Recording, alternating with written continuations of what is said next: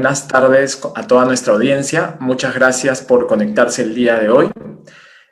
Tendremos nuestro webinar Las habilidades necesarias para la era digital, retos y propuestas. Nos acompaña Mariana Costacheca. Ella es cofundadora y CEO de Laboratoria, que es una startup en educación que se enfoca en la formación de mujeres para el mundo tecnológico y también recientemente en la transformación o el apoyo, asistencia técnica a organizaciones para que ingresen a la economía digital. Mariana, bienvenida. Antes de pasar a tu presentación, te pediría que le cuentes en general a la audiencia un poco de Laboratoria y que luego procedas con la presentación. Voy dejando de compartir para que tú puedas compartir pantalla.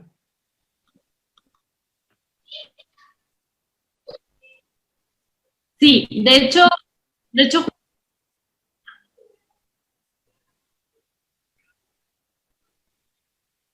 justo en mi presentación tengo unos slides iniciales de Laboratoria, así que Excelente. si quieres la voy compartiendo por ahí. Perfecto, Mariana.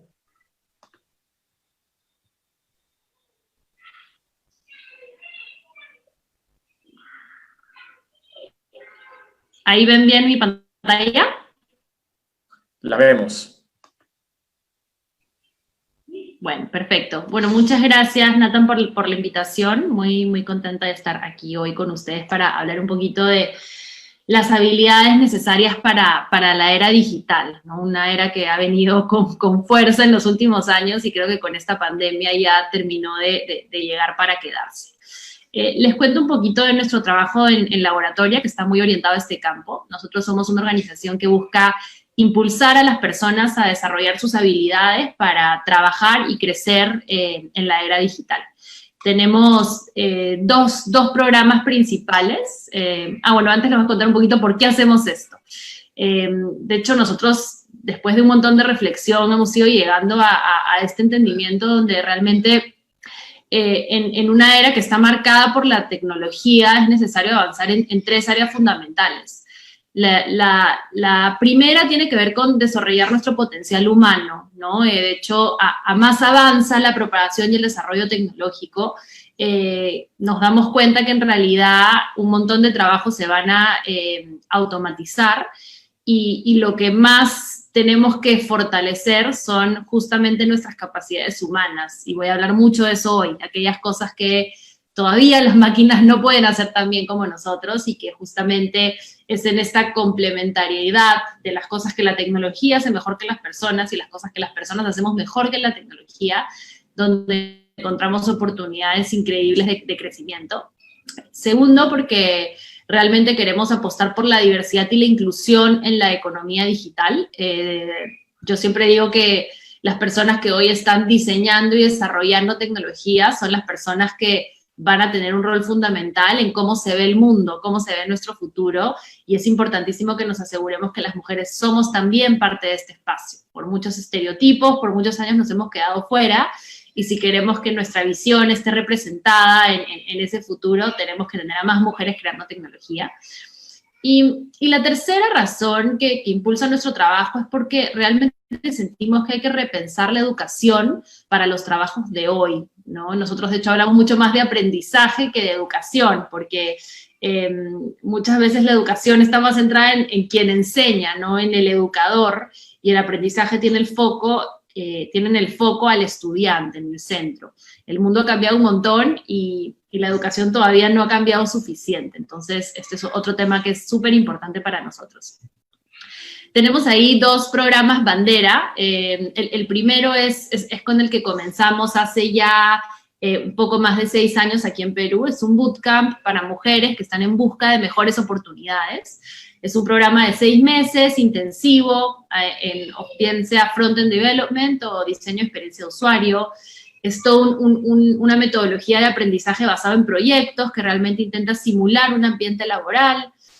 Hacemos también la conexión con empleadores para asegurar que nuestras egresadas tengan una buena salida laboral. Y tiene un modelo de pago retroactivo, ¿no? Solamente pagan una vez que se emplean. Y por otro lado, tenemos un programa de entrenamiento corporativo, donde acompañamos a colaboradores de empresas que están en procesos de transformación digital. Nos dimos cuenta hace algunos años que esta ecuación de avanzar en digital tiene varios frentes, ¿no? Uno es el talento nuevo que entra al mercado, pero por otro lado también hay talento en las empresas, y muchas veces es talento valiosísimo que lo que requiere es una serie de nuevas habilidades y culturas que nos permitan transformarnos para adaptarnos a este entorno. Y esto es un poquito contarle a lo largo de los años dónde estamos. Nosotros comenzamos aquí en Lima y luego hemos ido creciendo y tenemos sedes en varias otras ciudades de la región. Tenemos más de 1.600 egresadas de nuestro bootcamp, y una tasa de empleabilidad histórica del 78%, ¿no? Al ser un tipo de trabajo para nuestras egresadas que representa mucho mejores ingresos, entonces en promedio ellas triplican sus ingresos, y en el camino hemos logrado tener ya más de 500 empresas empleadoras de Laboratoria, ¿no? Y en nuestra parte corporativa ya tenemos también más de 7.000 estudiantes a quienes hemos acompañado en este camino de reconversión laboral y transformación digital. Y para empezar un poco en el tema al que Nathan me invitó a hablar hoy, quería comenzar por dar un poco de historia y de contexto para entender dónde estamos. Yo siempre pienso que la historia nos da luces de dónde venimos, pero a veces en el día a día no lo tenemos tan presente, y creo que en cosas como esta a veces es importante entender por qué, ¿no? Y cómo es nuestro sistema educativo hoy, qué tipo de habilidades tenemos hoy. Si vemos un poco la historia del crecimiento económico en el mundo en los últimos 2 siglos, algo importante a notar es que no es un progreso lineal, ¿no? Es un progreso exponencial, con algunos hitos que marcan un cambio bien importante en esa curva de crecimiento. La economía industrial, ¿no? La electricidad en las fábricas, y ahora lo que muchas veces se conoce como la cuarta revolución industrial o la economía del conocimiento. Y aquí en esa fotito que pongo por ahí, la menciono porque en realidad las organizaciones como, digamos, como lugares de trabajo empiezan a surgir hace no mucho, ¿no? Hace un poco más de 100 años, 150 años. Y cuando surgen las organizaciones, surge también un poco la ciencia de, bueno, cómo debemos trabajar, ¿no? Y este señor que se llamó Taylor es conocido por muchas veces como el padre de la gerencia científica, ¿no? Tuvo este libro muy, muy conocido, The Principles of Scientific Management, y hablaba mucho de la eficiencia y la optimización, ¿no? Y que al final el norte en una fábrica era ese, maximizar un output empleando la mínima cantidad de inputs para ser lo más eficientes posible, ¿no? Esta era la visión, hay que optimizar y hay que estandarizar. Y para responder a este mundo, pues estaban las escuelas, ¿no? Las escuelas veían un poco, eran un poco digamos, el lugar donde se formaban personas para luego ir a trabajar a un contexto como este. De hecho, esta es una ilustración que me gusta mucho, ¿no? Porque es de hace más de 100 años cómo pensaban que sería la escuela en el año 2000. Y si ven, están los estudiantes sentados como para lo que le llaman las escuelas fábricas, ¿no? Donde el estudiante es alguien completamente pasivo a quien se le enseña a seguir instrucciones. Se habían imaginado que iba a haber esta máquina, digamos, come libros, donde el conocimiento pasaba de manera automática al cerebro de los estudiantes, pero el estudiante sigue siendo alguien completamente pasivo, ¿no? Donde nos preparan en un contexto más pensado de fábrica todavía, de llegar a seguir instrucciones, a seguir un proceso, y todavía muchas veces esta es la situación que vivimos en nuestras escuelas y en nuestros espacios de formación, ¿no? Yo siento que ahorita estamos en una etapa donde hay un poco un desfase. El mundo laboral ha cambiado más rápido que los espacios educativos. De hecho, el mundo ya no es el mismo de antes, ¿no? Ha cambiado de manera bien profunda por varias cosas, ¿no? Por el efecto de la globalización, por el rol que hoy juega el talento, ¿no? En la economía del conocimiento, el talento es la pieza central, ¿no? Ya no es tanto la infraestructura o o el producto final, sino son las personas y su potencial de pensar justamente que juegan un rol central, la adopción de tecnología, el acceso a la información es algo que ha cambiado radicalmente en los últimos años, las barreras para emprender y la velocidad de cambio.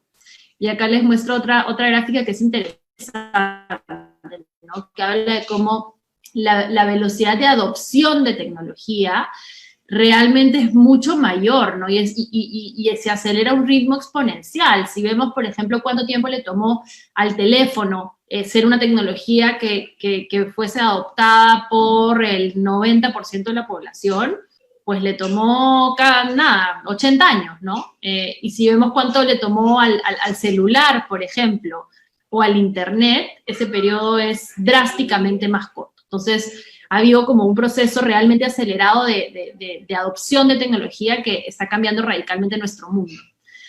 De hecho, el mundo en el que vivimos hoy se siente un poquito así, ¿no? Y más aún con los cambios que nos ha traído este 2020 con esta pandemia. Estamos en un contexto de constante movimiento, constante cambio, y eso pues tiene un impacto en el mundo de la educación y el mundo del trabajo.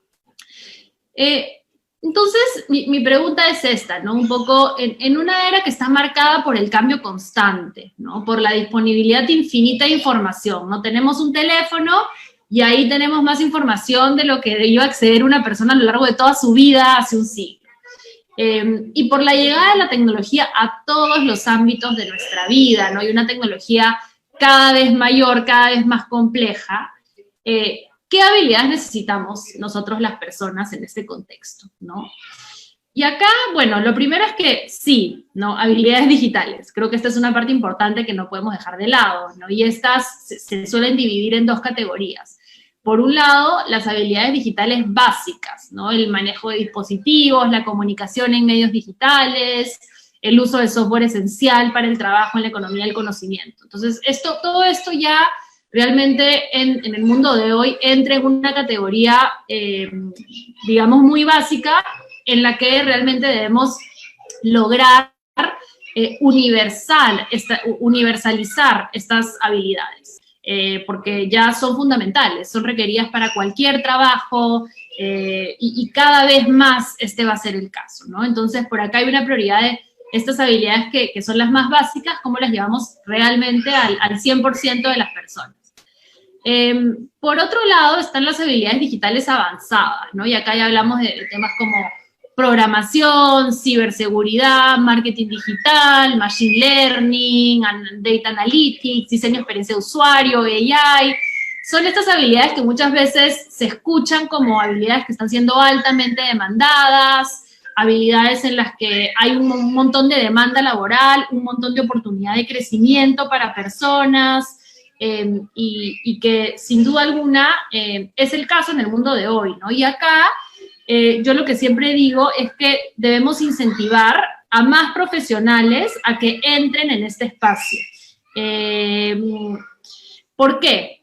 ¿Por qué? Porque es un espacio primero de valor agregado. Si vemos en qué queremos basar el desarrollo de nuestras economías, hay distintos caminos, ¿no? Economías más extractivas, economías que se basan en recursos primarios, o por otro lado, economías que están más cercanas a el potencial de las personas, a la capacidad que tenemos las personas, que es lo que llaman economía del conocimiento, de valor agregado.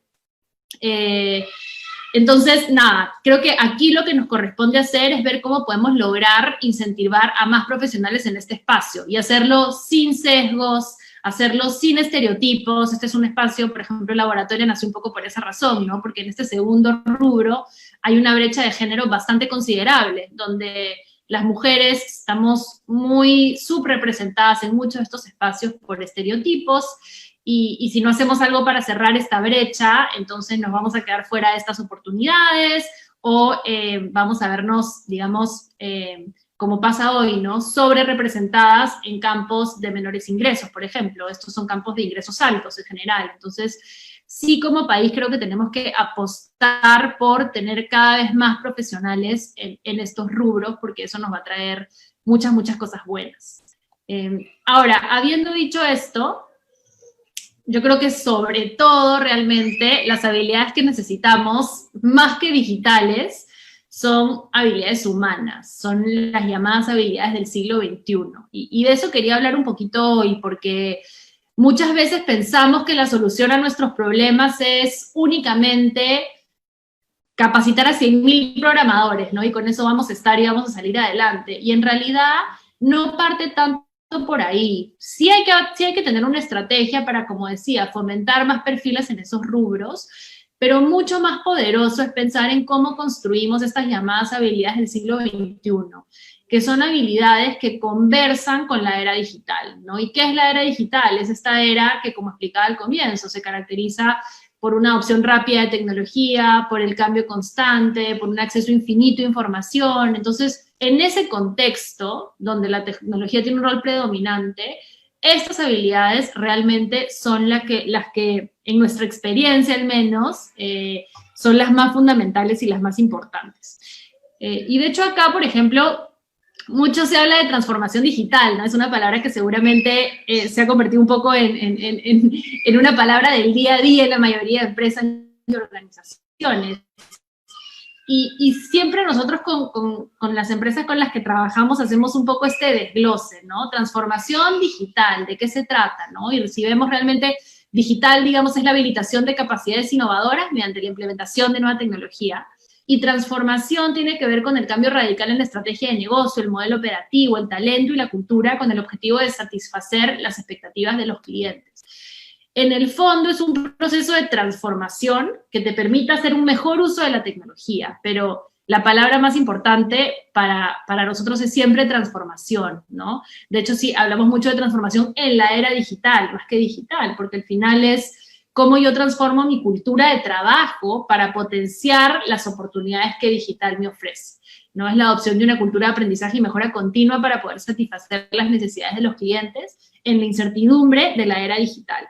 Y mucho de lo que está detrás de la transformación estamos las personas, ¿no? No importa qué software compremos, no importa cuánto querramos invertir en tecnología, si no cambiamos nosotras las personas para adaptarnos a esta realidad, entonces va a estar limitado todo lo que podamos lograr. Y ya llegando acá quería compartirles un poco cuáles son esas habilidades que nosotros vemos como las habilidades fundamentales a cultivar en toda la población en la era digital y les voy a hablar un poquito de por qué. La primera es la mentalidad de crecimiento. ¿Qué quiere decir mentalidad de crecimiento? Quiere decir que entendemos nuestras capacidades como algo que no es fijo, sino es algo que realmente puede crecer. Que nuestras capacidades con el esfuerzo, con la constancia, con la práctica, con la perseverancia, con la estrategia correcta, pueden crecer y llegar muchísimo más allá, ¿no? Entonces, acá se compara un poco, ¿no? Lo que es una mentalidad de crecimiento con una mentalidad fija. Cuando alguien tiene una mentalidad fija, dices, bueno, yo soy buena para esto, ¿no? Para estas dos cosas, para esto soy buena y ya. No te atreves a lanzarte a un nuevo terreno porque ves el fracaso como usualmente una limitante, te empiezas a adherir a lo que sabes, crees que tu potencial está como predeterminado, ¿no? Este es el potencial que tengo, con este potencial nací y así me voy a quedar, ¿no? Por el contrario, una mentalidad de crecimiento logra que las personas estén un poco en el otro extremo, que es un extremo que te lleva a probar nuevas cosas y aprender, ¿no? Ves el fracaso como una oportunidad de crecer, realmente los desafíos son una oportunidad de aprender cosas nuevas, este sentir de entender que tu esfuerzo y tu actitud determinan tus habilidades y que puedes aprender lo que quieras. ¿Por qué es tan poderosa la mentalidad de crecimiento? Porque sin ella va a ser difícil que nos lancemos a aprender cualquier cosa nueva. Sin ella va a ser difícil que nos lancemos a explorar, ¿no? Por ejemplo, hoy tenemos la maravilla del Internet a nuestra disposición, pero si yo no me siento capaz de aprender cosas nuevas, no tengo la confianza de poder aprender cosas nuevas por mi cuenta, de manera independiente, accediendo a esa información, entonces va a ser difícil que aprovechemos la oportunidad. Y esta mentalidad de crecimiento es interesante porque se construye tanto a nivel individual como a nivel grupal, en una cultura de trabajo, en una cultura de aprendizaje. Nosotros en Laboratoria, en todos nuestros programas, este es como el centro, un hilo conductor importantísimo, y es algo que se contagia, y entonces yo siempre pienso que ya no son solo las personas que conforman Laboratoria que tenemos una mentalidad de crecimiento, sino la organización tiene una mentalidad de crecimiento, y por eso es que podemos aventurarnos a nuevos terrenos, probar cosas distintas, que tenemos una cultura que entiende el fracaso como una fuente de aprendizaje, y lograr eso implica también toda una serie de prácticas, ¿no? De prácticas culturales que se van construyendo poco a poco. La otra cara de la mentalidad de crecimiento que es fundamental, es su complemento fundamental, es el autoconocimiento, ¿no? Que a veces uno pensaría, bueno, pero ¿por qué hablar de autoconocimiento, ¿no? Cuando estamos hablando de habilidades digitales. Y en realidad el autoconocimiento es una pieza trascendental para poder aprender cualquier cosa, ¿no? Porque el autoconocimiento pasa por la reflexión, por poder tener un proceso de reflexión profundo sobre nuestras capacidades, sobre nuestro progreso, sobre nuestro potencial, ¿no? Cómo estamos avanzando. En el bootcamp de Laboratoria, pues hay retrospectivas semanalmente, ¿no? Cada vez que termina un proyecto, una iniciativa, una instancia, hay un proceso de reflexión bien profunda, de entender qué hice bien yo, qué pude haber hecho mejor, de conocer tus fortalezas, de identificar tus debilidades, de recibir feedback de tus compañeras o compañeros, que te permitan ver las cosas que a veces solos no podemos ver. Entonces es un proceso muy, muy rico donde realmente creemos que sin reflexión no hay aprendizaje, ¿no? Entonces no se trata solo de sentarnos a tratar de adquirir una nueva competencia, una nueva habilidad, pero si no incorporamos este proceso de reflexión continua, las cosas no se nos quedan.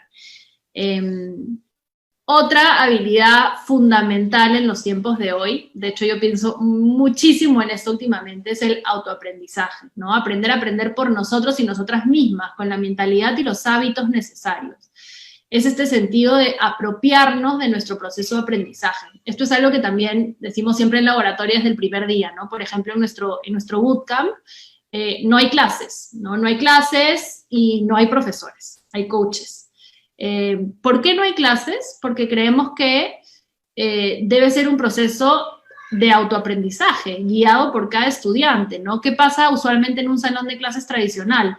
La clase y el profesor o la profesora van a un ritmo y tienes un grupito de alumnos que está súper, ya se aburrieron porque ya entendieron todo hace mucho rato, un grupo de alumnos que no entienden nada y que quisiera que vayas más lento, y un grupo de alumnos intermedio que tal vez vaya a ese ritmo.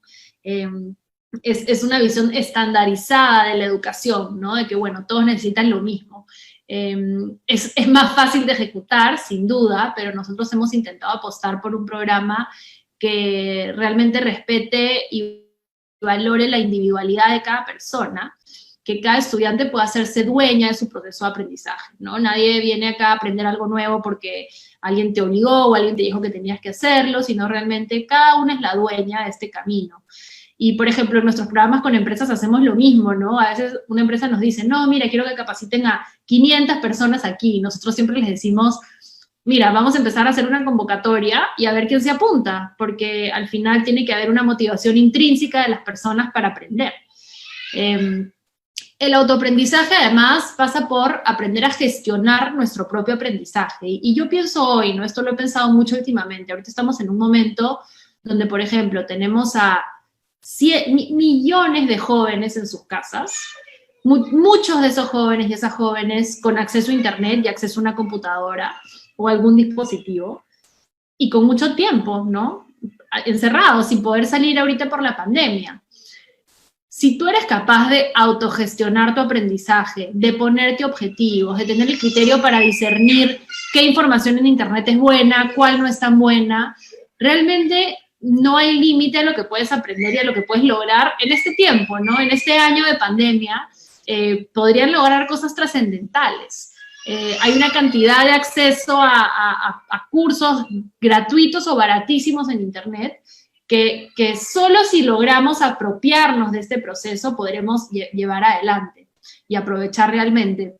Lo mismo en las empresas, ¿no? A veces sentimos que para hacer un cambio de carrera alguien más tiene que hacerlo por nosotros, hay que sacar un título oficial de algún lado, Y en realidad todo parte por una voluntad propia, ¿no? Decir, bueno, si yo quiero cambiar de rubro y quiero cambiar radicalmente de carrera, ¿por dónde empiezo? ¿Cómo me organizo? ¿No? ¿Cómo busco el tiempo para hacerlo? Y el autoaprendizaje es valiosísimo en un contexto donde el contenido técnico cambia de manera continua. Nosotros también siempre le decimos a nuestros estudiantes en el bootcamp, ¿no? Ellas aprenden JavaScript a lo largo de 6 meses. Y es interesante porque eso les da una base técnica, pero cuando ellas salen a trabajar, la mitad no trabaja en JavaScript. ¿Por qué? Porque llegan a una empresa que usa otro lenguaje de programación, por ejemplo, ¿no? Y de repente al cabo de 1 año o 2 hay un grupo que ahora es desarrollador en Android, hay un grupo que se convirtió en UX, hay un grupo que ahora hace Product Management. Han ido por esta rama de conocimiento amplia. ¿Por qué? Porque realmente saben aprender a aprender, porque es la experiencia que han vivido en el programa con nosotros. Tienen los hábitos, la mentalidad adecuada para que cuando enfrentan conocimiento que no conocen, tienen las herramientas para irlo digiriendo, ¿no? Una comunidad, esta es una parte importantísima, ¿no? No es autoaprendizaje en soledad siempre, aprender en comunidad tiene un valor muy importante también. Entonces, esta es una, yo creo que, no sé, si tengo que escoger una, me parece que hoy esta es la habilidad más relevante que nosotros podríamos apostar por construir como país, para que realmente podamos aprovechar todas las cosas buenas que nos trae la era digital. Pero hay otras, así que voy a seguir contándole un poquito más de ellas, ¿no? La adaptabilidad, creo que esta es otra cosa que se ha hecho evidente en los últimos tiempos, ¿no? Esta cita que dice, no es el más fuerte de las especies el que sobrevive, tampoco es el más inteligente, es aquel que es más adaptable al cambio.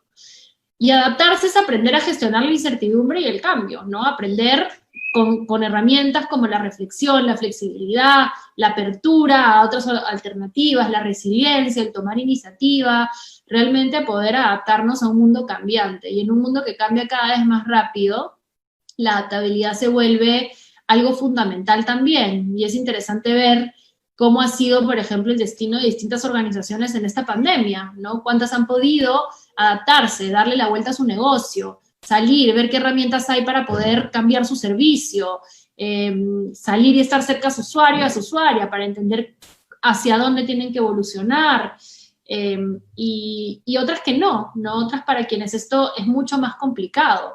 Y nuevamente pasa lo mismo que con la mentalidad de crecimiento. La adaptabilidad es una capacidad individual, pero luego también organizacional. Entonces, si yo tengo una organización con personas que no son muy flexibles, que no están abiertas al cambio, que están muy pegadas a sus formas, que no les gusta escuchar otra perspectiva, que no tienen un poco un hábito de reflexión continua, va a ser bien difícil que mi organización se adapte, ¿no? Las organizaciones están hechas de personas al final del día. Entonces, parte por construir este tipo de capacidades. ¿Cómo voy a pasar realmente una transformación digital si es que no tenemos este músculo de adaptabilidad bien desarrollado? ¿Cómo voy a empezar a usar nueva tecnología, ¿no? A cambiar un poco mi forma de trabajar? Entonces, sí se vuelve una habilidad que es cada vez más fundamental. Otra por aquí es el trabajo en equipo y la colaboración. Este es otro elemento que en la era digital es fundamental. Nadie trabaja solo, ¿no? Ni sola, trabajamos en equipo y es aprender a trabajar de manera efectiva con otras y otras, ¿no? No es, bueno, ya hacemos esto juntos porque tenemos que, sino es realmente lograr hacerlo de manera efectiva y como poder capturar todos los beneficios que eso tiene, ¿no? Y eso implica buena comunicación, buen poder de negociación, la apertura de dar y de recibir feedback, valorar la diversidad de diferentes puntos de vista. Y esto es fundamental cultivarlo a lo largo de la vida también, a lo largo de la vida y ya en el mundo laboral, cómo podemos tener culturas de trabajo que fomenten este tipo de hábitos, ¿no? Si tenemos culturas que, por ejemplo, no promueven el feedback, no promueven la transparencia, si estamos trabajando en silos, ¿no? Cada equipo con sus prioridades y no se comunica con el equipo del costado, si no tenemos la apertura realmente a escuchar otro punto de vista, sino que estamos tratando de más bien justificar que el nuestro es el correcto, entonces va a ser bien difícil que esto fluya, ¿no? Yo creo que lo interesante con estas habilidades es ir a un nivel más profundo para entender cuáles son los comportamientos que están detrás. y ahí es que empiezan a salir muchos insights de qué estamos haciendo bien y qué podríamos hacer mejor para cultivarlas. Y en esa misma línea, otra súper importante es el pensamiento crítico y creativo. Yo también siento que esta hoy día me parece que cobra una relevancia fundamental, ¿no? Es aprender a pensar, ¿no? No es aprender qué pensar, pero es el ejercicio de aprender a pensar, de tener la capacidad para tener una información y hacer un diagnóstico de esa situación, ¿no? De evaluar distintas perspectivas, de experimentar para probar soluciones, de realmente solucionar problemas complejos, de tomar decisiones.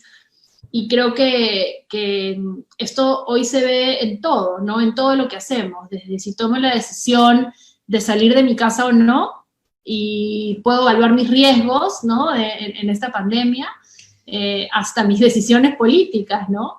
Todo pasa por realmente poder construir un pensamiento crítico en las personas. Y creo que una de las cosas más preocupantes es que para mí hoy es evidente que en la mayoría de instancias no invertimos lo suficiente en esto, ¿no? En que las personas desarrollemos este músculo, que además no se desarrolla llevando un curso, ¿no? En una clase, se desarrolla con hábitos de todos los días, de eso, de contrastar perspectivas, por ejemplo, ¿no? Y generar el hábito de nunca quedarte solamente con la tuya.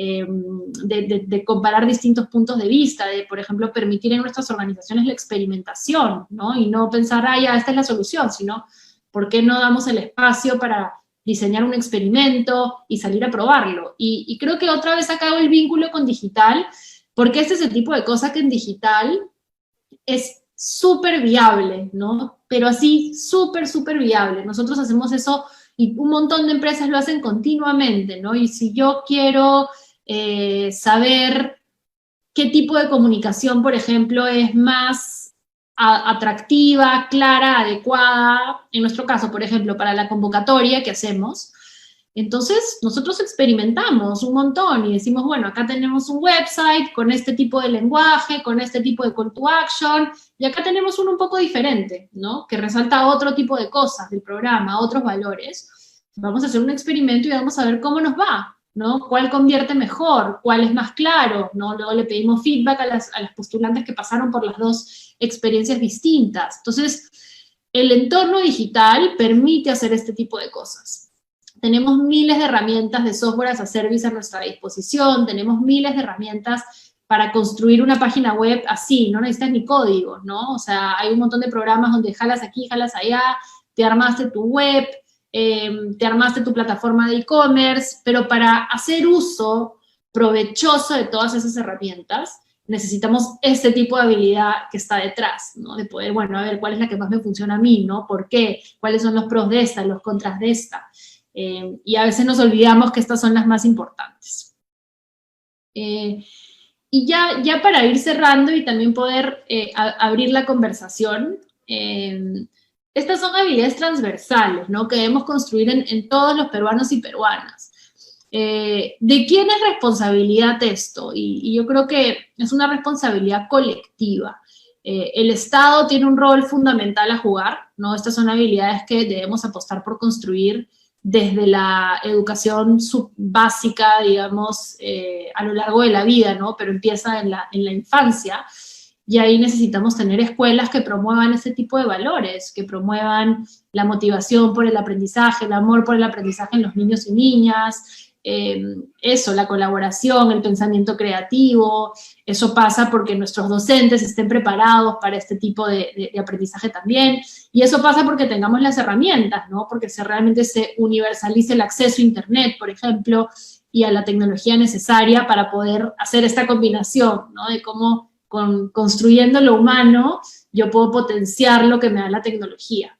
Si nosotros ponemos y les damos acceso a niños y niñas a una tablet, a un celular, en un entorno de confianza que les permita probar y experimentar, ellos van a aprender a usarlas, no va tanto por ahí. O sea, hay que garantizar el acceso y luego construir las competencias del siglo XXI, como las que he conversado hoy, que les permitan sacarle el máximo provecho a esas herramientas digitales con las que cuentan. Pero no es solo el Estado, ¿no? Creo que instituciones educativas a todo nivel, ¿no? Colegios privados, la educación superior. La educación superior tiene un rol importantísimo a jugar, necesita reformarse para preparar a los y las jóvenes para los empleos de hoy y del futuro, no del pasado. Ya los empleos donde tú quieres un profesional que te siga una instrucción y un proceso y pare, ya no es el tipo de empleo que va a crecer. Nosotros queremos profesionales, eso, con pensamiento crítico, capaces de identificar puntos de vista que tú no has visto, creativos, creativas, y necesitamos hacer una prioridad ese tipo de formación, ¿no? Que hoy día la hay en muchos lugares, pero lamentablemente no la hay en muchísimos, muchísimos otros, ¿no? Y a su vez, igual, digamos, respecto a crecer el número de personas que tenemos yendo a carreras de habilidades digitales más avanzadas, ahí también hay un rol a jugar. Necesitamos más organizaciones formando a personas con estos perfiles con súper buena calidad, ¿no? Con un compromiso por la diversidad, ¿no? A mí me encantaría ver que las facultades de ingeniería digan, ¿saben qué? Vamos a hacer un esfuerzo para asegurarnos que este es un lugar que sea muy inclusivo, ¿no? Que sea igual de atractivo a hombres que a mujeres, y que ya aquí pueda vivirse una cultura de inclusión, que dé el mismo espacio a hombres y mujeres de crecer. Pero luego también creo que un punto importante para mí es que las empresas y las organizaciones juegan un papel fundamental acá. Y ese para mí ha sido un cambio de perspectiva más o menos reciente, de los últimos años con Laboratoria, ¿no? En el que nos hemos dado cuenta que ya la época donde yo estudio por X cantidad de años y luego ya cuelgo mi mochila y me voy a trabajar por siempre, ya esa época acabó. El mundo laboral cambia tan rápido y las competencias que requerimos cambian tan rápido que hoy en día la educación es algo que debe pasar a lo largo de la vida, ¿no? Este concepto de ser aprendices de por vida es algo que tiene que empezar a primar. Y las empresas y organizaciones tenemos un rol fundamental a jugar ahí, para realmente formar a personas y darle espacio a las personas para que puedan aprender, ¿no? Debemos invertir en la reconversión laboral de nuestros colaboradores, por ejemplo, si sabemos que tenemos roles que se van a automatizar en los próximos años, ¿cómo nos comprometemos a equipar a esas personas con mejores herramientas para poder comenzar una segunda o tercera carrera en sus vidas? ¿Cómo fomentamos culturas que sean abiertas al aprendizaje, ¿no? Que permitan a las personas en nuestras organizaciones experimentar, probar cosas nuevas, contrastar perspectivas, tener un foco centrado en sus usuarios? Y todo esto es más fácil decirlo que hacerlo, porque en verdad son cambios profundos, ¿no? Requiere construir una cultura de trabajo que refuerce estos comportamientos, ¿no? Y entender que el aprendizaje en las organizaciones no pasa solamente por llevar un curso de algo, pasa por lograr que la organización viva una cultura que permita a las personas que trabajan ahí apropiarse de su proceso. Ahí, como les contaba, ¿no? Lo que hacemos con empresas, por eso siempre parte por quién quiere ser parte de esto, ¿no? Y hacemos mucho también de cómo les acompañamos a ustedes a desarrollar su propia cultura de aprendizaje, pero tiene que ser de ustedes, creada por ustedes, y nosotros somos acá una guía que acompaña, que da feedback, que retroalimenta, que trae referencias, pero tiene que haber esa apropiación, porque si no, no es sostenible en el tiempo. Y creo que nada, para ya terminar, nosotros siempre decimos en Laboratoria, bueno, estamos convencidos, ¿no? De hecho, esta es nuestra visión, que tenemos la oportunidad de contribuir a crecer una economía digital en América Latina que sea diversa, inclusiva y competitiva. ¿Y por qué? Porque vemos en la economía digital una oportunidad de realmente crear más y mejores oportunidades para todas las personas. Entonces nos corresponde seguir empujando esa batalla y a su vez asegurar que las personas estamos cada vez más preparadas para aprovechar las oportunidades que nos brinda este contexto. Así que con eso yo voy a ya dejar de compartir mi pantalla para, si quieres ya, Nathan, abrir la conversación. Excelente, Mariana, muchas gracias. Vamos a aplicar nuestra encuesta a los participantes, y mientras hacemos eso, mi pregunta para ti es, ¿cómo podemos promover ese cambio de mentalidad en toda la sociedad, ¿no? En todo el colectivo? Creo que, como tú has puesto muy claro en tu presentación, las personas están al centro del cambio, del aprendizaje, del mindset que se requiere para la era digital. Y solo como contexto, nuestra economía y la formal alcanza el 30% de la población económicamente activa, es decir, 6 millones de 18 millones de trabajadores. Y en esas empresas formales, muy pocas, las de mayores capacidades y competencias, están en este proceso de transformación digital. Entonces, como sociedad, todavía hay una gran brecha. ¿Cómo impulsamos ese cambio de chip? ¿Qué opinas al respecto? Y mientras tanto, lanzamos la encuesta. Sí, ese cambio de chip, la verdad es que cambiar el chip es difícil, no es fácil cambiar el chip. Creo que es una apuesta de largo plazo y hay varias cosas ahí, ¿no? Dependiendo en qué contexto lo hablamos. Si quieres, mi respuesta la voy a enfocar en el contexto laboral, ¿no? De una empresa, por ejemplo, que una organización quiere impulsar este cambio de chip en sus colaboradores, ¿no? Entonces, ¿qué tiene que pasar para que eso suceda? Creo que lo primero es que el liderazgo de la empresa de verdad tiene que creerlo, ¿no? Y ser un buen ejemplo y un referente de esto. Entonces, no podemos decir, bueno, mira, vamos a crear queremos promover la mentalidad de crecimiento en toda la organización, y luego que las decisiones de liderazgo vayan en contra de eso, ¿no? De no, nosotros nos vamos a quedar acá y no vamos a entrar a este espacio porque acá no somos buenos y no podemos aprender, porque entonces se empieza a ser contradictorio. Lo segundo es empezar a generar un cambio cultural por pequeñas ganancias, ¿no? Entonces nosotros hablamos mucho de, bueno, si por ahí hay un equipo que ya tiene ciertas prácticas que van en línea con el cambio que queremos ver, ¿por qué no fomentamos que ese equipo sea un referente para el resto de la organización, ¿no? Si ya es un equipo, por ejemplo, que experimenta súper bien, ¿no? Que ha aprendido a usar una cantidad de herramientas digitales para probar cosas nuevas. Entonces, ¿por qué no le damos visibilidad y contamos esa historia? Y así vamos como socializando que este es el tipo de comportamiento que queremos ver más en la organización. Contar un poco esa historia, ¿no?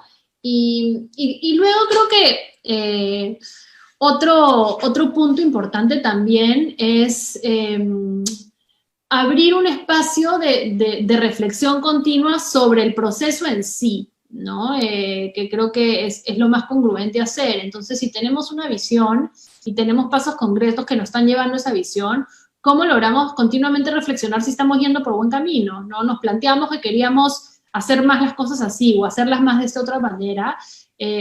¿Cómo generamos esa cultura donde continuamente estamos reflexionando sobre ese progreso o no y corrigiendo con base en eso? Dos muy buenos puntos, ¿no? O sea, necesitamos liderazgo, necesitamos que los que dirigen, los que tienen mayor visibilidad, los influencers, muestren, den el ejemplo, como lo has dicho. Y el segundo punto de reflexión, pues me lleva a la idea de que es muy necesario tomar conciencia de la necesidad del cambio y de la situación en la que tus habilidades para la era digital se encuentran como persona y como organización, ¿no? Y probablemente podríamos confiar en cierto efecto multiplicador a futuro. ¿Tú qué opinas? Sí, yo creo que justo el otro día estaba en una charla con un psicólogo social, me parece que es súper capo, que hablaba de esto, ¿no? De la toma de conciencia. Yo siento que es una de las cosas más importantes, ¿no? Está vinculada al autoconocimiento. Y requiere muchas cosas, ¿no? No sé, que tú puedas ver a un profesor o una profesora, ¿no? Una escuela, haciendo una toma de conciencia, de decir, mira, mis estudiantes no están donde yo quiero llevarlos, ¿no? ¿Por qué no están ahí? ¿Qué tengo que hacer yo diferente? Si no tengo yo esas posibilidades, ¿a quién más busco, no? ¿Cómo me complemento? O sea, si logramos poner este chip en todas las personas, creo que el impacto puede ser gigantesco. Y este es un chip más cívico que queremos construir en la sociedad, ¿no? De, bueno, tomemos una pausa, aprendamos a mirarnos con transparencia y a reconocer qué nos falta mejorar, ¿no? Qué ya hacemos bien y qué nos falta mejorar. pero por simple que suene, eso no es tan fácil de hacer. En muchos espacios donde hay otros intereses, otras peleas, otros conflictos, a veces se vuelve, basta ver nuestra política, ¿no? Y eso es insólito, ¿no? Parece que nadie puede reconocer, uy, o nos equivocamos acá, o esto quisiera otra perspectiva antes de tomar posición. Entonces, lamentablemente no tenemos tantos referentes, ¿no? Que nos den esos ejemplos del tipo de ciudadanos y ciudadanas que queremos ser. Y tenemos que empezar a construirlos, a darle más visibilidad a las personas que sí son ejemplo de eso, que hay un montón, solo que lamentablemente no son las que están en la tele todos los días. Hay un gran reto, ¿no? Un gran reto de comunicación, de llegada, para tener ese civismo que tú mencionas, ese civismo que se hace muy necesario en esta era digital en la que parte importante del mundo está quedando marginado, ¿no?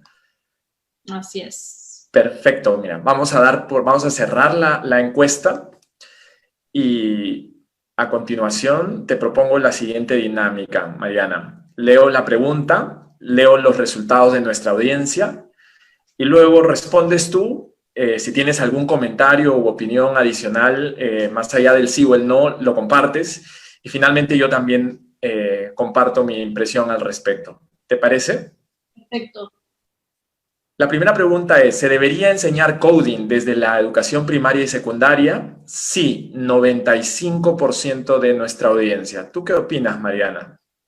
Yo opino que sí. Una clarificación que haría otra vez, no para que todos esos niños y niñas sean programadores, ¿no? Pero porque la programación es una habilidad que te enseña a pensar, es una habilidad creativa, es una habilidad que sí fomenta un montón de habilidades, digamos, que tradicionalmente son consideradas más blandas, y ese proceso es muy enriquecedor. Perfecto, Mariana, totalmente de acuerdo. Creo que el pensamiento lógico, la lógica, va de la mano con la programación, ¿no? Y es fundamental para entender el mundo del futuro, ¿no? No necesariamente para especializarte como programador. Segunda pregunta. ¿Se enseñan los soft skills necesarios para la era digital?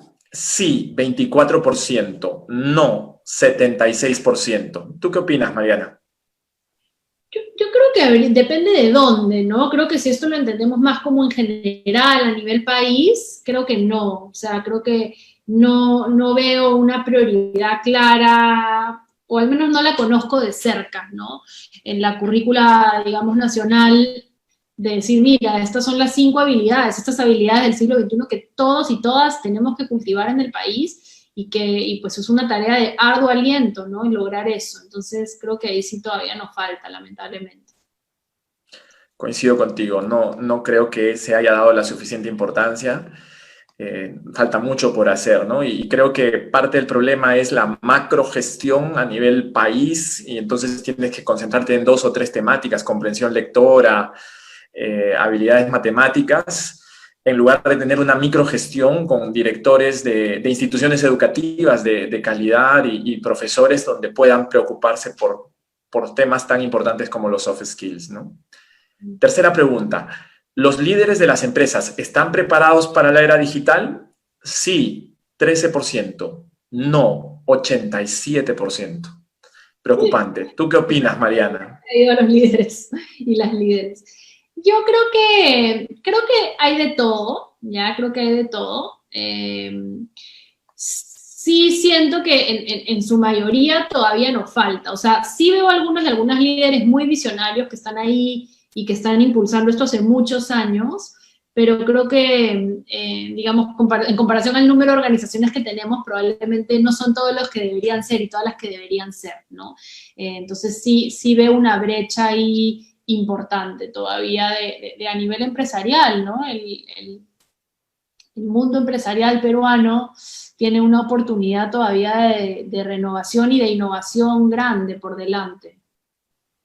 Totalmente de acuerdo, ¿no? A pesar de esos pequeños lunares en algunos sectores y empresas, nos falta mucho, ¿no? Y los líderes son todavía de una generación analógica, ¿no? Todavía no son tan digitales, ¿no? Y menos aún de inteligencia artificial y otras tendencias del futuro. Gran reto. 4. El desarrollo de las habilidades de la era digital debe promoverse sin importar la edad. Sí, 97%. Masivo. ¿Tú qué opinas, Mariana? Sí, yo creo que lo digital hoy, o sea, el nivel básico de lo digital, tenemos que apostar que sea universal, porque si no, la verdad, las personas que hoy no tienen ese nivel básico están excluidas de cómo funciona el mundo en su mayoría, ¿no? Y esta pandemia también lo ha hecho más evidente. Entonces, sí creo que tenemos que apostar por la construcción de esas habilidades desde la infancia, pero también promover iniciativas para, y esas pueden ser también, ¿no? Más comunitarias, no es que lo tenga que hacer todo el Estado, puede apoyarse en otras fuentes, pero qué bonito sería poder ver cada vez más a gente de la tercera edad que tenga esa oportunidad también. Totalmente de acuerdo contigo, Mariana. Estrategias diferenciadas dependiendo de la edad, hay que empezar muy temprano y seguir con los niños, los jóvenes, pero para los adultos y adultos mayores también hay que involucrarlos, ¿no? Y acá este reto es mucho mayor en Perú cuando llegas a entender que según estas pruebas estandarizadas, los egresados del quinto de secundaria en una gran proporción, porque el Ministerio de Educación ha guardado bajo 7 llaves los resultados, sale sin saber leer y sin tener comprensión lectora. Entonces, si los que han egresado en los últimos 20 años de nuestra secundaria en una proporción alta no tienen buena comprensión lectora, imagínate sobre habilidades para la era digital, ¿no? El reto de reeducar, educar, entrenar comunitariamente y a través de distintos canales a nuestros adultos es crítica, es clave y no se está atacando en la escala que debería atacarse, ¿no? Porque es un tema masivo, ¿no? Y requiere capacidades también muy grandes. Quinta pregunta. ¿Las familias son suficientemente conscientes de la necesidad e importancia de desarrollar habilidades para la era digital? Sí, 26%. No, 74%. ¿Tú qué opinas, Mariana? Yo creo que, o sea, en general creería que como sociedad, no, todavía nos falta para entender incluso cuáles son estas habilidades, ¿no? También hay mucha confusión de cuáles son las habilidades, por cuáles empiezo, ¿no? ¿Cuál debo priorizar? Entonces ahí creo que necesitamos un poco más de claridad, ¿no? Y sí sería bueno que desde el Estado se pudiese dar un poco más de guía, porque las habilidades no solo se construyen en la escuela, se construyen, de hecho, probablemente principalmente muchas de ellas en las casas, pero no podemos pretender que cada familia tiene pues la claridad absoluta de cuál es el tipo de habilidad que tiene que construir. Entonces, sí creo que como padres de familia nos beneficiaríamos de tener un poco más de guía, ¿no? De, bueno, ya, ¿por dónde empiezo? ¿Cómo sigo? Y hay un montón de cosas que se pueden hacer en casa para desarrollar todo tipo de habilidades. Sí, coincido plenamente, Mariana, en línea con la pregunta anterior. Al educar a los padres, se está educando a los niños, ¿no? Porque dándole herramienta a los padres, ellos pueden tomar conciencia y apoyar más a sus hijos en el desarrollo de esas habilidades. Las diferencias en el nivel educativo y con, digamos, preparación para la era digital de los adultos exacerban las diferencias en los niños, ¿no? Porque el aprendizaje que tienen niños más aprestados con sus padres en estas habilidades van a ser, yo creo, de una magnitud importante versus los niños que no tienen la misma suerte, ¿no? Ahí se necesitan programas de la sociedad civil, del Estado, y tienen que ser masivos, ¿no? Muy públicos. Sexta pregunta. ¿Los ministerios productivos tienen políticas suficientes de desarrollo de las habilidades para la era digital? Masivo, no, 97%. ¿Tú qué opinas, Mariana? Sí, creo que, mira, no conozco a profundidad los programas de los ministerios, pero por cómo estamos, creería que en todo caso, si los tienen, no están siendo muy efectivos. Coincido, o sea, tienen lunares por ahí, ¿no? Intentan hacer algo, llegan a 100 empresas o 200 o publican algo, pero no logran ser muy efectivos ni de gran escala, ¿no? Allí hay doble reto, creería. Séptima pregunta. ¿Las universidades e institutos brindan habilidades suficientes para la era digital? Sí, 26%. No, 74%. ¿Tú qué opinas, Mariana? creo que también, o sea, creo que entre universidades e institutos hay de todo, pero lamentablemente hay un montón que no es de suficiente buena calidad, ¿no? Y si una organización no tiene la suficiente calidad para impartir ni lo técnico que debería estar impartiendo bien, entonces bien poco probable que sea capaz de impartir otro tipo de habilidades como las que hemos conversado hoy bien. Es correcto. Creo que las habilidades que has presentado hoy, como la mentalidad de crecimiento, el autoaprendizaje y demás, todavía no ha sido interiorizado por los docentes o catedráticos y no se sabe enseñarlo, ¿no? Porque para enseñarlo es un tema de práctica, de aprender haciendo, de formar hábitos como tú lo has explicado, ¿no? Como el bootcamp que hace Laboratoria. Y la educación en nuestros institutos y universidades es pues de profesor con pizarra que dicta clase, ¿no? Entonces desde el arranque están mal, lamentablemente. Octava pregunta. ¿Los peruanos tienen capacidades para gestionar su autoaprendizaje en la era digital? Sorprendentemente, 50% sí, 50% no. ¿Tú qué opinas, Mariana? Yo creo que, a ver, las capacidades las tenemos, las capacidades las tiene cualquier persona que tiene digamos, nada, cualquier persona que ya está en la fuerza laboral, que ha tenido una experiencia, ¿no? O sea, que tiene el potencial. Creo que el problema es qué necesitamos para activar esas capacidades. Y siento que ahí es que hay un paso previo de mentalidad, de siquiera entender que eso es posible, ¿no? De que tú puedes decir, yo quiero cambiar de carrera y puedo lograrlo sola en 6 meses, y que la respuesta muchas veces es sí. Hay un montón de cosas que tú puedes aprender desde tu casa, pagándote un par de cursos en internet que cuestan nada, con una cantidad de contenido gratuito, encontrando una comunidad y autogestionar ese proceso. Lo que pasa es que creo que para lograr eso requieres una mentalidad y unos hábitos que son los que no tenemos, ¿no? Correcto, Mariana.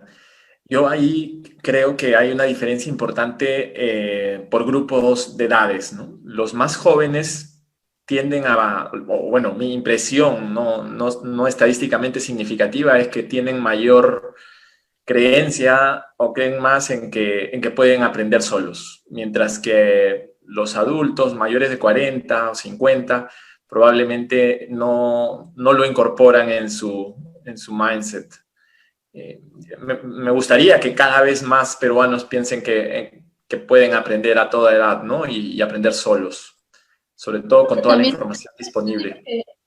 Quienes somos nativos y nativas digitales, la tecnología, digamos, no viene con manual de instrucciones, ¿no? Viene con resolver haciendo, ¿no? No funciona, ya, ¿qué 5 cosas pruebo? Hago con internet, ¿cómo lo arreglo? Y en realidad es ese mismo chip, es ese mismo principio.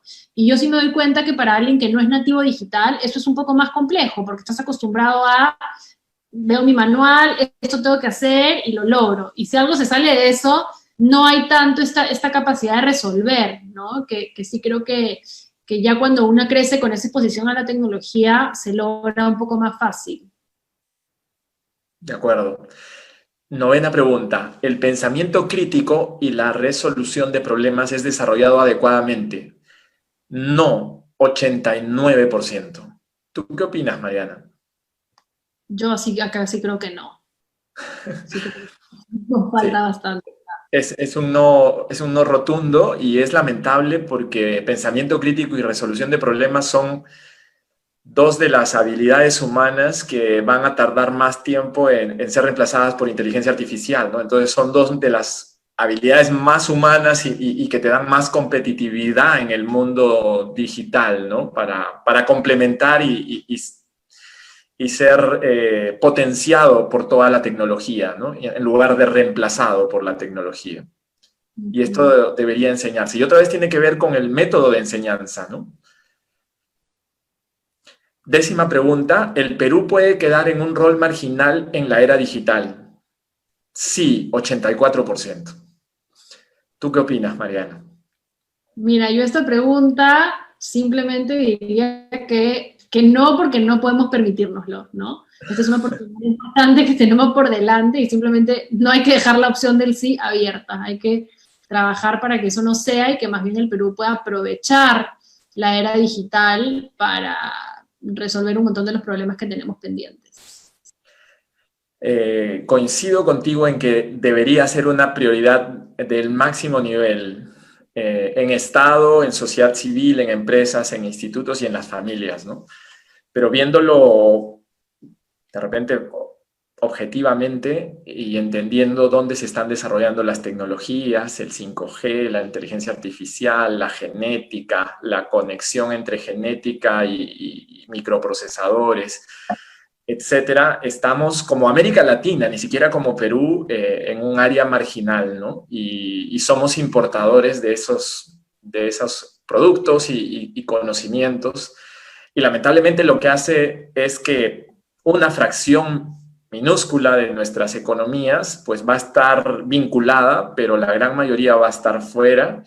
Y eso hace que los empleos de calidad no van a estar en esta región, ¿no? No solo Perú, sino América Latina en su conjunto.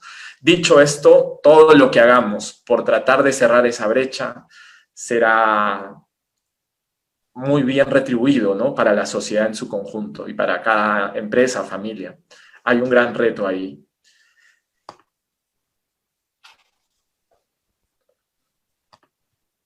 Listo. Entonces, ahora sí pasamos a la conversación más abierta e invitamos a nuestra audiencia a compartir sus preguntas y a levantar la mano en caso quieran formular alguna pregunta. Y acá está, tenemos la primera pregunta de Osvaldo.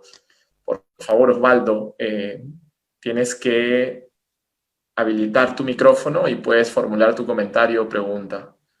Hola, buenas noches, ¿me escuchan? Sí, claro. ¿Qué tal? ¿Cómo están? Mariana, Natán. Excelente, para mí totalmente nuevo este concepto, pero que de alguna u otra manera recoge muchas vivencias en la parte personal y profesional. Podríamos, digamos, concluir que el autoconocimiento, que vendría a ser la toma de conciencia de dónde estamos, cómo estamos y a qué queremos, y a continuación el autoaprendizaje que debería estar fortalecido con la fuerza de voluntad, nos llevaría a un, digamos, nivel de pensamiento crítico que podría ungirse en una nueva filosofía de vida. ¿Qué opinan? Gracias, Osvaldo. Mariana.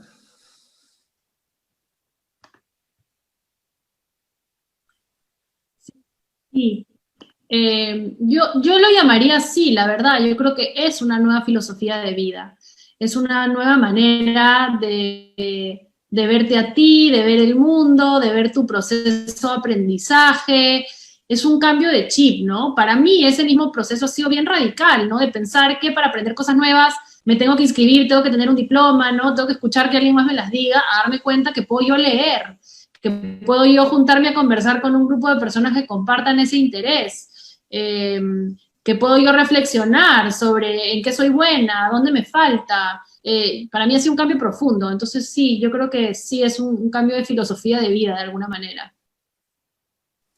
Coincido plenamente, le sumaría el punto del ecosistema, Mariana, que tú lo has mencionado, ¿no? Si el ecosistema, si el entorno, si la empresa, si la familia, si la escuela, el profesor, el aula, si existe, digamos, el conocimiento y el dominio de las habilidades y el método esto de aprender haciendo y promover, ser el coach, ¿no? Coach en lugar de conferencista.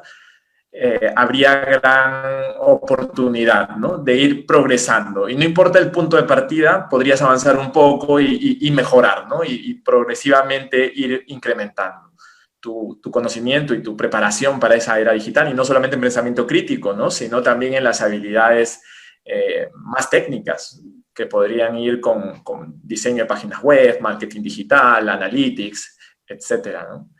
Tenemos ahora a Vladimir. Vladimir, por favor, retira el mute del micro y por favor comparte tu pregunta.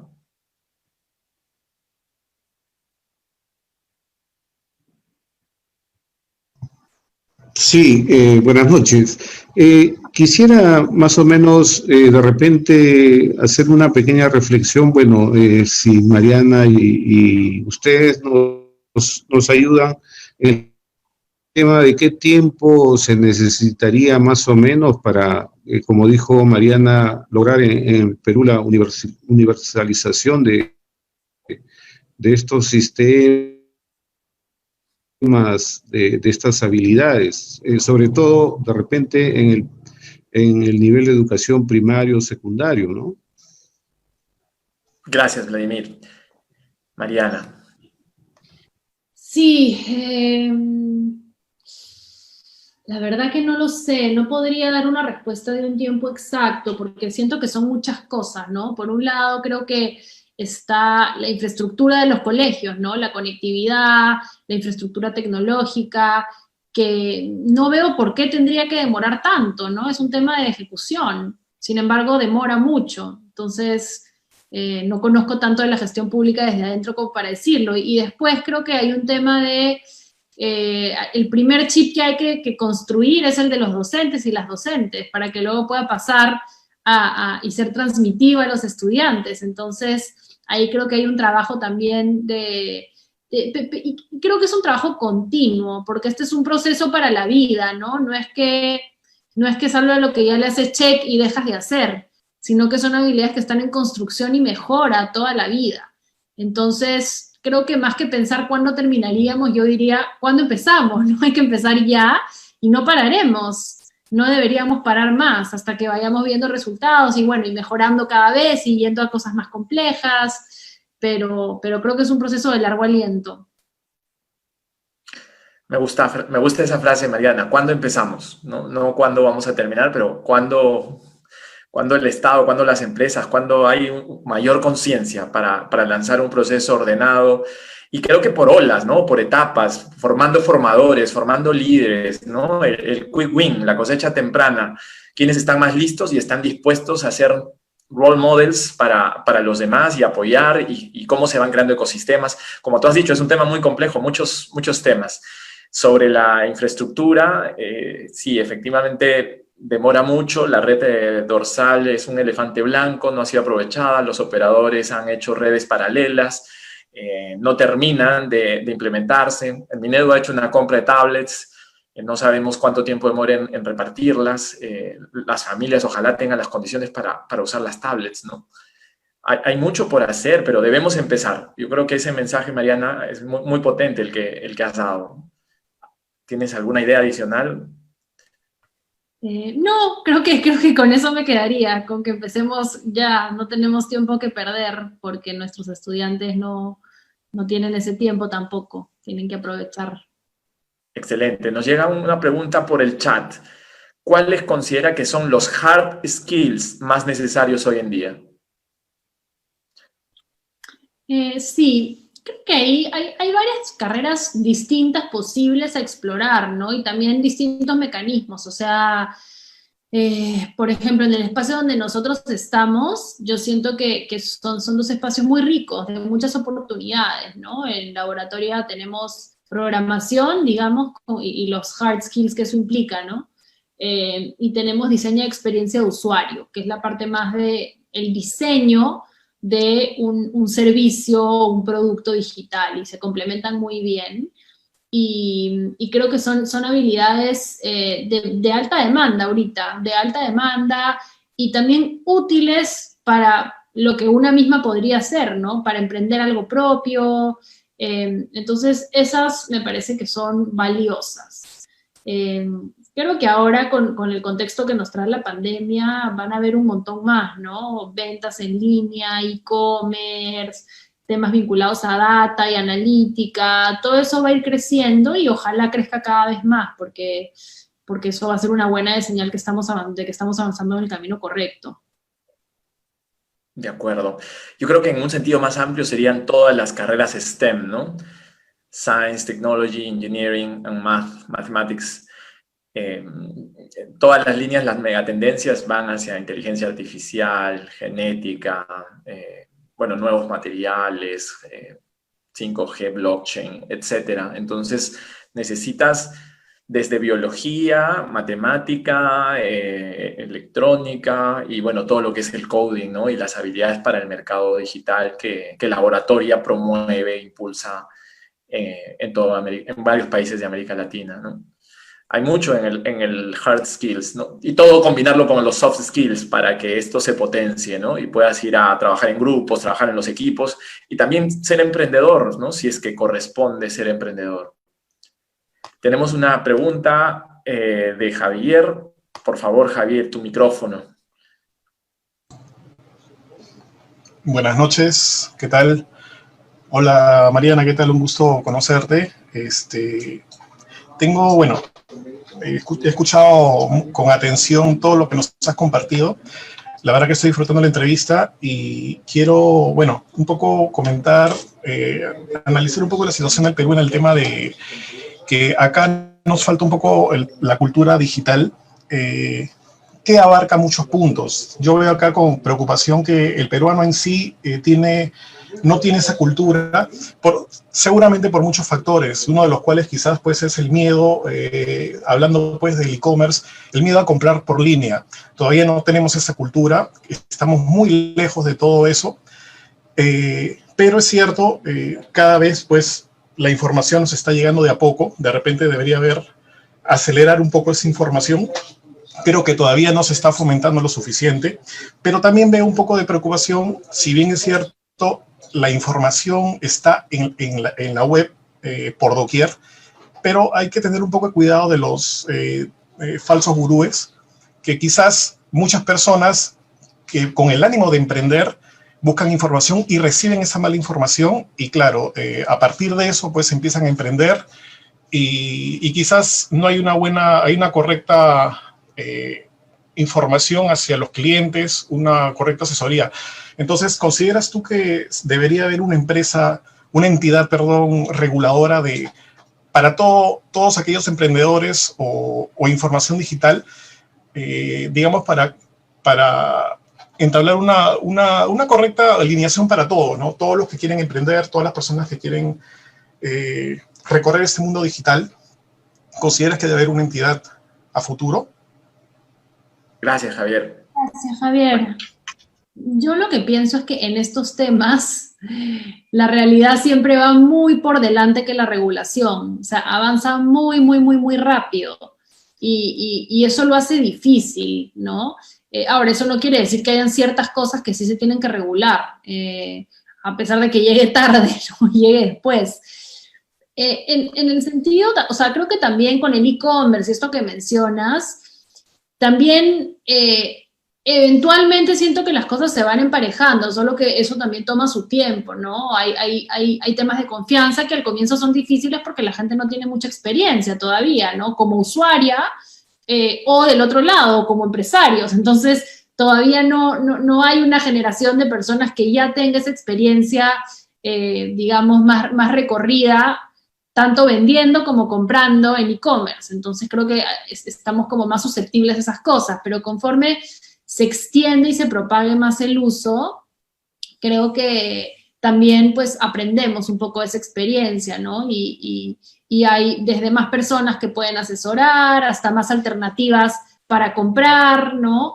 Creo que también para identificar potenciales estafadores, la web también tiene algo bueno, que son los reviews, ¿no? Y no sé, o sea, si tú piensas en un Amazon en Estados Unidos, pues nadie te puede estafar por Amazon, porque al final hay tantos reviews tan detallados de cada cosa que más que un ente regulador te firme que esto es correcto o no, son los mismos usuarios y usuarias que dan su testimonio.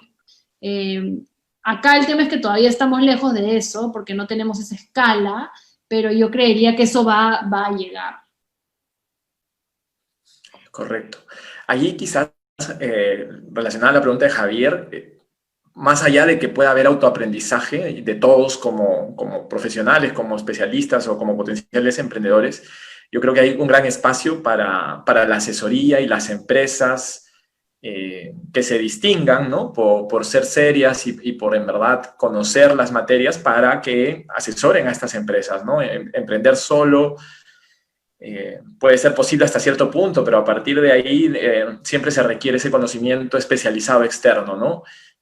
Creo que ahí hay un mercado por desarrollar, todavía incipiente en Perú, y creo que en Perú en particular, ¿no? Tenemos la pregunta de Freddy. Freddy, por favor, tu micrófono.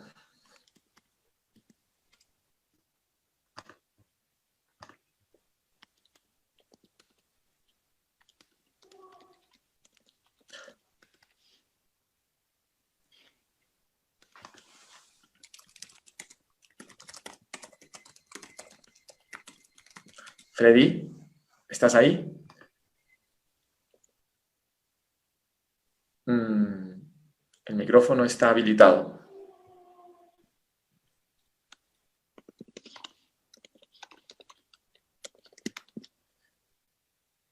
Bueno, lamentablemente Freddy no ha podido formular su pregunta. Y para cerrar, la última pregunta para ti, Mariana, el comentario, ¿no? Que tenga una nota positiva.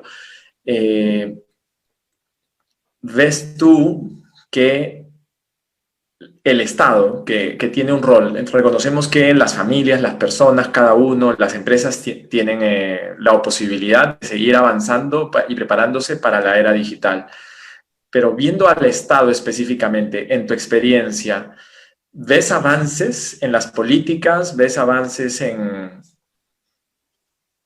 el apoyo que brindan o sigue muy plano? ¿Qué recomendarías a los candidatos que se vienen muy pronto para el 2021 en materia de preparación para la era digital?